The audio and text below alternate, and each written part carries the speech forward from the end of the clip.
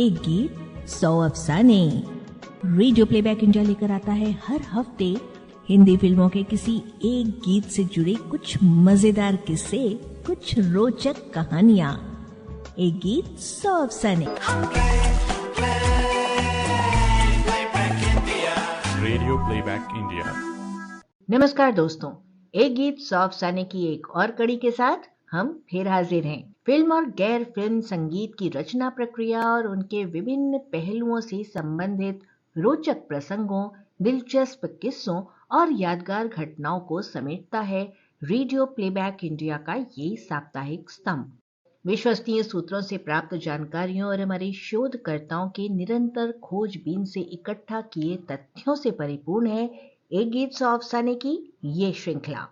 तो दोस्तों, आज के अंक के लिए हमने चुना है साल 1939 की फिल्म कपाल कुंडला का गीत पिया मिलन को जाना। आरजू लखनवी के बोल और स्वर और संगीत पंकज मलिक का। प्रसिद्ध उपन्यास कपाल कुंडला के किस चरित्र पर यह गीत फिल्माया गया है और कहानी के किस मोड़ व संदर्भ में आरजू लखनवी ने शब्दों का कैसा ताना बाना बुना है इस गीत के भाव को व्यक्त करने के लिए। किस अन्य फिल्म में पंकज मल्लिक और इला घोष की आवाजों में ये गीत सुनाई देता है? दक्षिण भारत की किन 4 फिल्मों में इसी गीत की धुन पर गीत बने हैं? ये सब कुछ आज के इस अंक में। शोध और आलेख सुजॉय चैटर्जी का है और आज इसका वाचन किया है शुभम बारी ने। हमारे सिने और गैर सिने संगीत जगत में कितने ही मनमोहक और मधुर स्वर हैं जिन्होंने संगीत की धरोहर को समृद्ध किया है। इनमें हिंदी और बांग्ला गीतों का एक ऐसा विरल स्वर शामिल है जिसमें पिघले हुए सोने की लौ भी है और नर्म गुलाबी धूप की कोमलता भी, जो आवाज आनंददायक भी है और साथ ही साथ गंभीर भी। ये वो आवाज है जैसी आवाज संगीत जगत में फिर कभी किसी ने नहीं पाई। ये आवाज है पंकज कुमार मलिक की।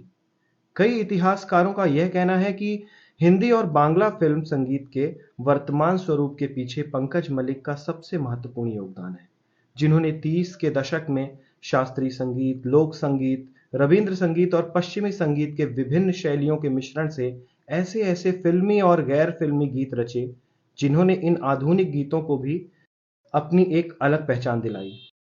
पंकज मलिक संगीतकार के रूप में कलकत्ते के न्यू थिएटर्स के साथ शुरू से लेकर आखिर तक जुड़े रहे। न्यू थिएटर्स की फिल्मों की खासियत उनके गाने हुआ करते थे। रायचंद बोराल, पंकज मलिक और तिमिर बरन जैसे संगीतकार तथा कुंदन लाल सहगल, कानन देवी, केसीडे और पंकज मलिक जैसे गायकों ने सवाक फिल्मों के उस शुरुआती दशक की फिल्मों को अपनी कलाकारी से चार चांद लगा दिया। वे गाने अब फिल्म संगीत के धरोहर के बेशकीमती नगीने बन चुके हैं। इन सब कलाकारों की वजह से उस जमाने में कलकत्ता हिंदी फिल्मों का एक प्रमुख केंद्र बन गया था। इस थिएटर की तमाम प्रसिद्ध फिल्मों में से आज हम लेकर आए हैं 1939 की फिल्म कपाल कुंडला का गीत पिया मिलन को जाना, जिसमें स्वर और संगीत हैं पंकज मलिक के। कपाल कुंडला महान साहित्यकार बंकिम चंद्र चट्टोपाध्याय का प्रसिद्ध उपन्यास है, जो पहली बार सन 1866 में प्रकाशित हुई थी। यह जंगल में रहने वाली एक लड़की कपाल कुंडला की कहानी है, जिसे सप्तग्राम के एक युवक नव कुमार से प्यार हो गया और उसने उससे शादी कर ली। लेकिन अंततः उसे पता चला कि वह शहर के जीवन के साथ खुद को समायोजित करने में असमर्थ है। बंकिम चंद्र के पहले उपन्यास दुर्गेश नंदिनी की सफलता के बाद उन्होंने एक ऐसी लड़की के बारे में लिखने का फैसला किया जिसे एक सुदूर जंगल में एक कापालिक यानी तांत्रिक ऋषि द्वारा पाला गया था और उसने कभी अपने पालक पिता के अलावा किसी को नहीं देखा था। कहानी आधुनिक पश्चिम बंगाल के पूर्व मेदिनीपुर जिले के दरियापुर कोंताई में स्थापित है, जहां बंकिम चंद्र चट्टोपाध्याय ने डिप्टी मजिस्ट्रेट और डिप्टी कलेक्टर के रूप में काम किया था। कपाल कुंडला को उनके बेहतरीन और सबसे लोकप्रिय उपन्यासों में से एक माना जाता है, जिसका अंग्रेजी, जर्मन, हिंदी, गुजराती, तमिल, तेलुगु और संस्कृत में अनुवाद किया गया है। कपाल कुंडला उपन्यास को समय समय पर नाटकों, फिल्मों और टीवी धारावाहिकों के रूप में प्रस्तुत किया गया है। फिल्मों की अगर बात करें तो मूक फिल्मों के दौर में सन 1929 में इस उपन्यास को पर्दे पर उतारा निर्देशक प्रियनाथ गांगुली ने। कपाल कुंडला के चरित्र में इंदिरा देवी और नव कुमार के किरदार में दुर्गादास बनर्जी नजर आए।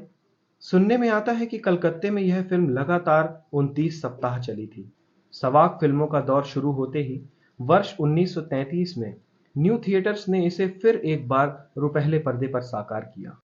नव कुमार के चरित्र में एक बार फिर दुर्गादास बनर्जी नजर आए, जबकि कपाल कुंडला बनी उमा शशि। फिल्म निर्देशक थे प्रेमांकुर अतोर्थी। फिल्म में रायचंद बोराल का संगीत था। दोस्तों, यह एक बांग्ला फिल्म थी। इस फिल्म के 6 वर्ष बाद जब इसे हिंदी में बनाने की योजना बनी, तब कपाल कुंडला के किरदार के लिए लीला देसाई और नव कुमार के लिए नजमल हुसैन चुने गए। फिल्म निर्देशित की नितिन बोस और फणी मजुमदार ने, और संगीत, जी हां, पंकज मलिक साहब का। इस फिल्म के आज के गीत पर हम अभी वापस आएंगे, लेकिन उससे पहले आपको यह बता दें कि इस उपन्यास पर आगे चलकर 2 और बांग्ला फिल्में बनी, 1952 और 1981 में। दूरदर्शन के राष्ट्रीय प्रसारण में कपाल कुंडला धारावाहिक काफी लोकप्रिय हुआ था। हाल ही में 2019-20 के दौरान स्टार जलसा बांग्ला टीवी चैनल पर भी दर्शकों ने इस उपन्यास को एक सोप ओपेरा के रूप में अनुभव किया। और अब जिक्र पिया मिलन को जाना गीत का।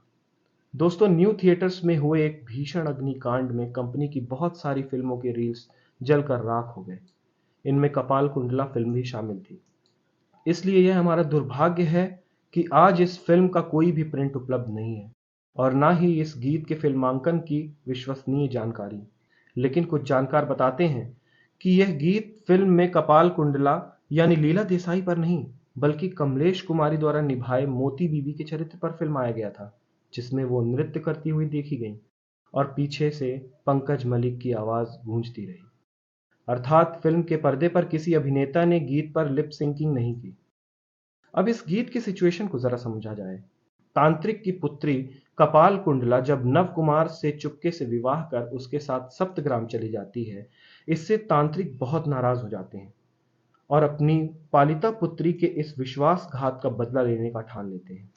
इस बीच नव कुमार की मुलाकात उनकी पहली पत्नी पद्मावती से होती है। पद्मावती के पिता ने किसी कारण के चलते अपनी पुत्री को इस्लाम धर्म में परिवर्तित कर मोती बीबी बना दिया था, जिस वजह से नव कुमार को उसे छोड़ना पड़ा था। लेकिन अब नव कुमार केवल कपाल कुंडला से ही प्यार करता है, इसलिए अपने खोए हुए पति के प्रेम को वापस पाने के लिए पद्मावती उर्फ मोती बीबी अपने प्यार का इजहार करती हुई उसे अपनी ओर आकृष्ट करने की कोशिश करती है। और इस गीत में मोती बीबी की वही कोशिश देखी जा सकती है। यह बात और है कि तमाम मोड़ों से गुजरती हुई कहानी एक दुखद अंत में परिणत होती है। इस गीत के बोलों पर अगर गौर करें तो पाएंगे कि आरजू लखनवी साहब के शब्दों का चयन बेहद ही अनोखा था। कुछ शब्द तो ऐसे हैं जिनका अब किसी गीत में प्रयोग दिखाई नहीं देता। आरजू साहब ने कई बार कुछ अनोखे शब्दों का प्रयोग किया जो गीत के भाव और विचार के प्रवाह के साथ आश्चर्यजनक रूप से मेल खा जाते हैं। यह गीत भी कुछ कुछ ऐसा ही है। सबसे पहले मुखड़े को लेते हैं। जग की लाज मन की मौज दोनों को निभाना, पिया मिलन को जाना। युवती अपने प्रेमी से मिलने के लिए उत्सुक है।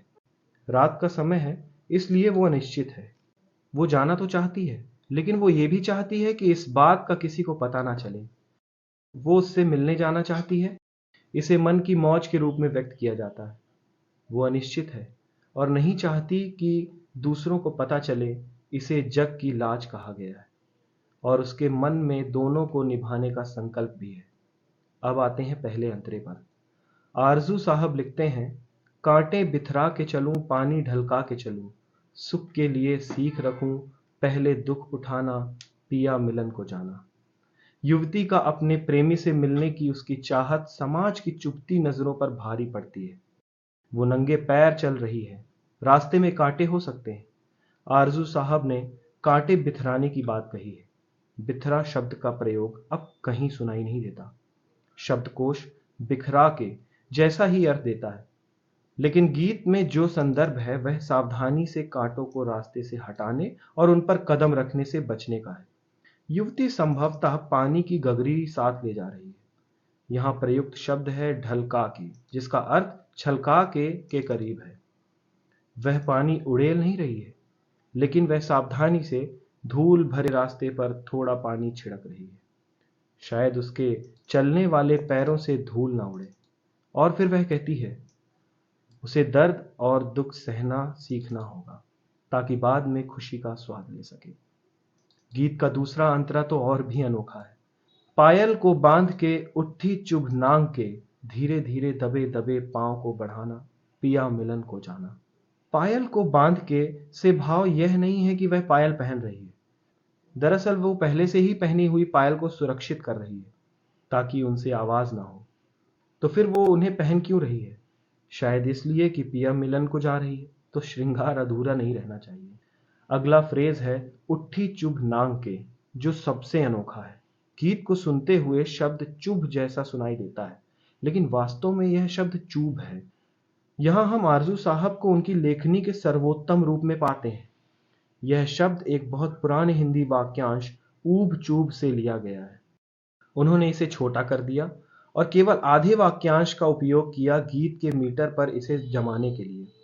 ऊब चूब का अर्थ है उभरना और फिर आंखों से ओझल हो जाना। जैसे कि कोई वस्तु पानी में ऊब चूब रही है, यानी कभी तैरती हुई दिख रही है, कभी पानी के अंदर जाने की वजह से वह दिखाई नहीं दे रही या चूब रही है।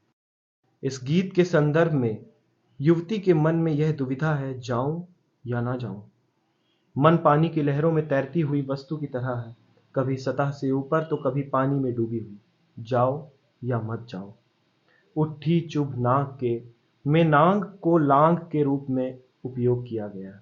इस प्रकार उठी चुभ नांग के का भाव यह है कि वह अपनी दुविधा पर काबू पाती है और निर्णय लेती है कि उसे जाना ही होगा। शब्दों के साथ क्या खेला है आरजू साहब ने, भाई वाह। दोस्तों, अपने समय के लिहाज से पिया मिलन को जाना गीत का संयोजन अत्यंत आधुनिक था। जैसा कि हम कह चुके हैं कि पंकज मलिक ने भारतीय संगीत की तमाम धाराओं के साथ हल्के फुल्के पाश्चात्य ऑर्केस्ट्रेशन को मिलाकर आधुनिक गीतों की एक अत्यंत लोकप्रिय शैली विकसित की, जो फिल्मी गीतों की मूल शैली और स्वरूप बनी। इस दृष्टिकोण से पिया मिलन को जाना फिल्मी गीतों के इतिहास का एक मील का पत्थर गीत कहा जा सकता है, यानी एक ट्रेंड सेटर सॉन्ग। आज के इस हाईटेक युग में भले ही 90 साल पुराना यह गीत साज सज्जा की दृष्टि से उतना आकर्षक ना लगे, पर पंकज मलिक की कलात्मक ऊंचाइयों को छू पाना आज के दौर के कलाकारों और तकनीकों के लिए लगभग असंभव सा प्रतीत होता है। दोस्तों, ये गीत इतना प्रभावशाली सिद्ध हुआ कि इसकी गूंज कई फिल्मों में सुनाई देती रही। न्यू थिएटर्स की ही 1944 की फिल्म मेरी बहन में इस गीत को एक पार्टी सॉन्ग के रूप में प्रयोग में लाया गया। यहाँ भी एक लड़की नृत्य कर रही है और एक लड़की बगल में खड़ी होकर गा रही है। इस संस्करण के लिए गायिका ईला घोष की आवाज ली गई थी, लेकिन कहीं कहीं पर पंकज मलिक की भी आवाज सुनी जा सकती है। इस तरह से मेरी बहन फिल्म के इस संस्करण में ये गीत एक युगल गीत के रूप में जारी हुआ। 40 के दशक में कई तमिल फिल्मों में इस गीत की धुन पर गाने बने। पीजी वेंकटेशन, जिन्हें दक्षिण का केएल सहगल कहा जाता था, उन्होंने इस गीत को गाया 1941 की तमिल फिल्म सीता जननम में। गीत के बोल थे प्रेमा संगा सुगम पारा। तमिल के सर्वोच्च सिंगिंग स्टार्स में एक नाम था एमके त्यागराजा भागवतर। उन्होंने 1941 की ही फिल्म अशोक कुमार में गाया उल्लम कावरुम एन पावाई, जो फिर एक बार पिया मिलन को जाना की धुन थी। 1942 की तमिल फिल्म सन्यासी में एक हास्य व्यंग के गीत में इस धुन का प्रयोग हुआ। टीएस जया की आवाज में इस गीत के बोल थे कोई आप पडम वांगलेव। इन सब गीतों के 50 वर्ष बाद 1994 की मलयालम फिल्म तेनमाविन कोम्बत में यह धुन फिर एक बार गूंजती सुजाता मोहन और एमजी श्री कुमार की आवाजों में। गीत के बोल थे इंति मनासिलोरु नानम। इस तरह से महान गायक व संगीतकार पंकज मलिक की यह अमर कृति आज भी संगीत रसिकों के दिलों को चमत्कृत करती चली आ रही है। तो दोस्तों, आज बस इतना ही। अगले सप्ताह फिर किसी गीत से जुड़े किस्सों और अफसानों को लेकर हम हाजिर होंगे। तब तक के लिए संज्ञा को इजाजत दीजिए। नमस्कार। एक गीत 100 अफसाने। Radio Playback India.